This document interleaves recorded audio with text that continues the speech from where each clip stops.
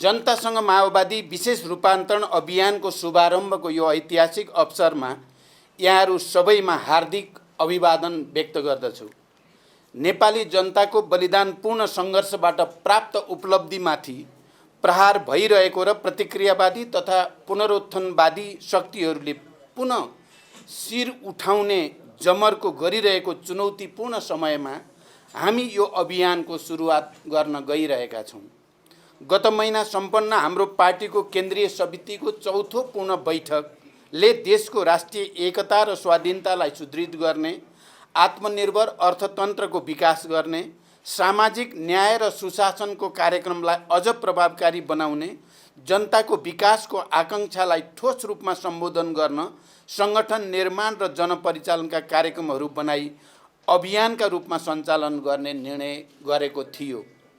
पार्टीको सोही निर्णयलाई प्रभावकारी ढङ्गले कार्यान्वयन गर्न आज भदौ 16 गते देशका 6743 वडाहरूबाट एकैसाथ अभियानको उद्घाटन भइरहेको छ।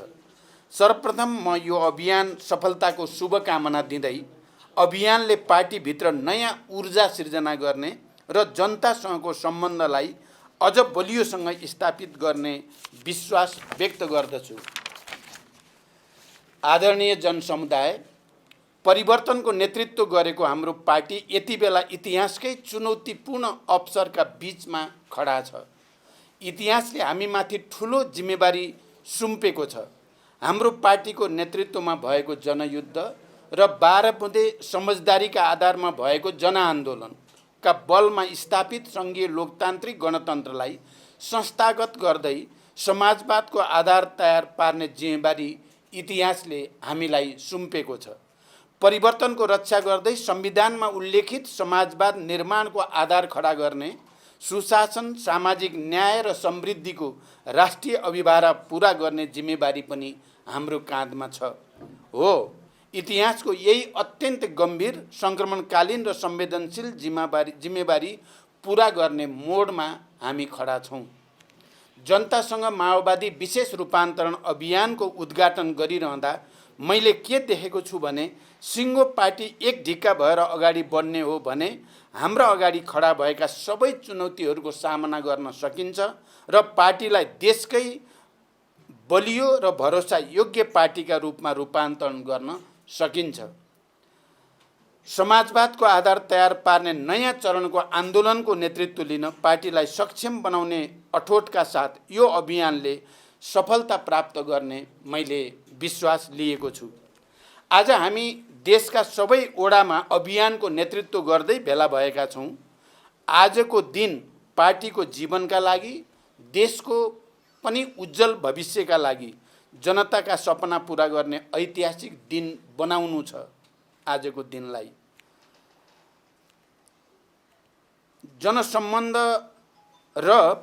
जनसम्बन्ध कमजोर हुँदै जाने परिस्थितिसँगै सृजना भएको सङ्कटलाई चिर्न समेत यो अभियानले नयाँ प्राणको काम गर्ने आशा पनि हामीले लिएका छौँ। त्यसैले यो अभियानले एकातिर आजको युगको नेतृत्व गर्ने विचार निर्माणका लागि आधार तयार पार्नेछ भने अर्कोतर्फ यो नेतृत्वको लागि आवश्यक क्रान्तिकारी र सबल सङ्गठनको निर्माण गर्न मद्दत गर्नेछ। यसका साथै यो अभियानले जनतामाझ पुगेर आजको युग सापेक्ष अग्रगामी सभ्य राजनीतिक संस्कार र चिन्तनको समेत विकास गर्न मद्दत पुग्नेछ। अहिले मेरो नेतृत्वमा रहेको सरकारले सामाजिक न्यायको प्रत्याभूति, सुशासन, सार्वजनिक सेवा प्रवाहमा जनताको सहज पहुँच र विकासलाई मुख्य प्राथमिकता दिँदै काम गरिरहेको छ। सरकारले इतिहासले नै सम्झिने गरी कैयौँ साहसिक र जनपक्षीय कामहरू अगाडि बढाइरहेको छ। एकपछि अर्को गर्दै सरकारबाट अघि सारिएका कामहरूले जनतामा राजनीति र व्यवस्थाप्रति नै विकास हुँदै गएको निराशा चिरेर आशा र भरोसाको वातावरण सृजना गरिरहेको छ। राजनीतिक र सामाजिक अराजकताको स्थानमा सकारात्मक भाष्यको निर्माण हुँदै सरकार र प्रणालीप्रतिको विश्वास क्रमशः बढ्दै गएको छ। तर हामीले आफैले गरेका राम्रा काम पनि जनतासम्म पुर्याउन सकेका छैनौँ।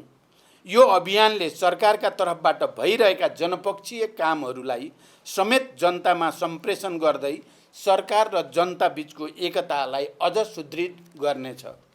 सरकारले गरेका नक्कली भुटानी शरणार्थी काण्डको छानबिन, ललिता निवास प्रकरणमा निर्भीकतापूर्वक गरिएको कारबाही, सुन काण्डको निष्पक्ष छानबिन जस्ता घटनाले राज्य शक्तिको दुरुपयोग मार्फत भएका अपराध कर्महरूको पर्दाफास गर्दै लगेको छ।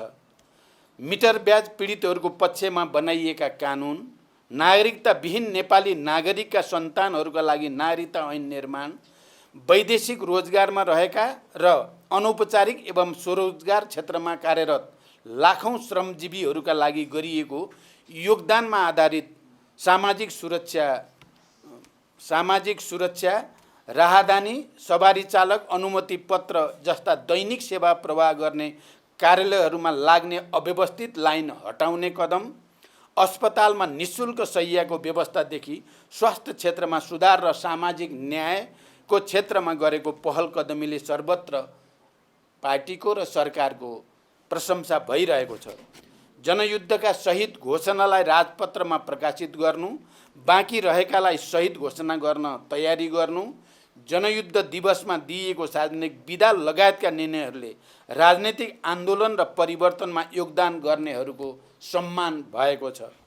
लघुवित्त पीडितहरूको आन्दोलनलाई सरकारले सम्बोधन गर्न पहल गरिरहेको, इतिहासमा पहिलो पटक पाठ्यपुस्तक समयमै विद्यालयहरूमा पठाइएको, किसानहरूलाई रासायनिक मल समयमा उपलब्ध गराइएको, विपन्न र असहायका निम्ति निःशुल्क स्वास्थ्य सेवा प्रभावकारी तुल्याइएको, आर्थिक सुधार लगायतका कामहरूले सरकारको सङ्कल्प र प्रतिबद्धता व्यवहारमा रूपान्तरण भइरहेको छ।